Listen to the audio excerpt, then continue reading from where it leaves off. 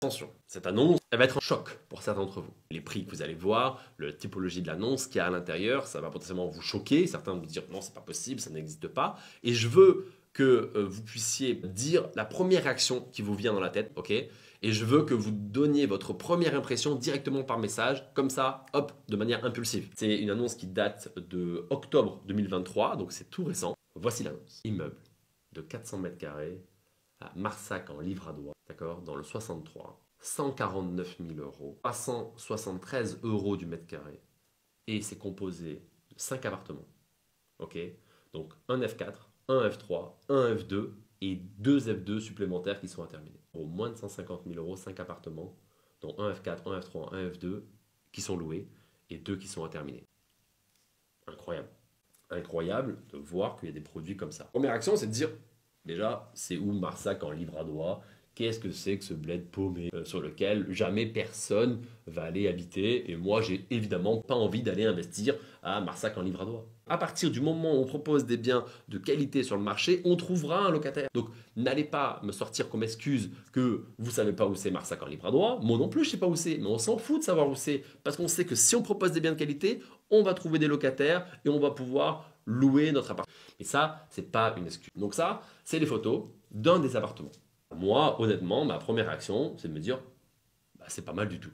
Franchement, pour le prix qui est proposé, c'est pas mal du tout. On a du carrelage au sol, on a tout qui est propre, en plus c'est bien aménagé, le locataire a l'air de prendre soin du logement. Donc ça me paraît correct. Après, bien sûr, il faut pousser l'analyse davantage, il faut aller regarder ce qu'il en est, etc.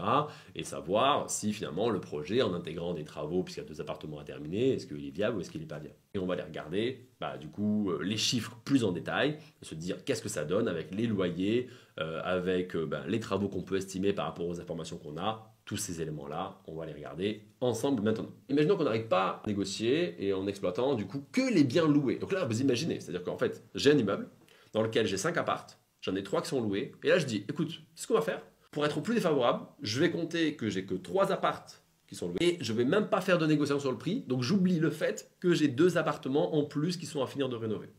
Les prix, c'est quoi? 160 920 euros, ça c'est l'achat en intégrant les frais de notaire. Je compte pas de travaux parce que les appartements sont loués et visiblement ils sont propres. C'est une hypothèse. Ok. Du coup, taxe foncière 3 200 euros, 16 560 euros de loyer annuel. Donc ça, bah, c'est les éléments qu'on a estimés par rapport aux tailles de logement et par rapport au secteur. Montant d'impôt, au final, 262 euros l'année.